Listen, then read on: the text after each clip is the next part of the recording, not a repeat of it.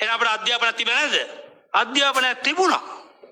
එදා දේව අධ්‍යාපන නම් වූ විෂය පතක අපිට තිබුණා විෂයන් 64කින් සමන්විත. මේ 1848 ටොරින්ටන් සාමග ප්‍රඥාපත්‍ර අනුව අංගම් මඩුව ගිනිවත් කළ යුතුයි. කොණ්ඩේවමන හැම එකම අංගම් වටනුන්ගේ රාජ්‍යත්වයට විරුද්ධවාදීන් කර විරුද්ධවාදීන් ඔවුන්ගේ හිසකසා දැමිය යුතුයි කියලා මෙරටේ අධ්‍යාපනයට තිත තිබ්බා. ඊට පස්සේ ඕල්කට් සහ බ්ලැවස්ටි අනගාരിക ධර්මපාලන සමග එකතුව ඉංග්‍රීසි අධ්‍යාපනය සිංහලෙන් උගන්වන්නට අධ්‍යාපන පාඨශාලා නිර්මාණය කළාට හෙළයන්ගේ අධ්‍යාපන පණ දෙන කිසිදු වැඩපිළිවෙලක් නිර්මාණය වුණේ නැහැ මේ අද මේ මොහොත වෙනකමුත්. හැබැයි කනගාටුවට කරුණ අරාබි අධ්‍යාපනය ලංකාවට ගෙනල්ලා ඉංග්‍රීසි අධ්‍යාපනය ලංකාවට ගෙනල්ලා හැබැයි හෙළයන්ගේ අධ්‍යාපනය ඉස්පතු කරන්න රජයෙන් කිසිදු ප්‍රතිපත්තියක් අරගෙන නැහැ.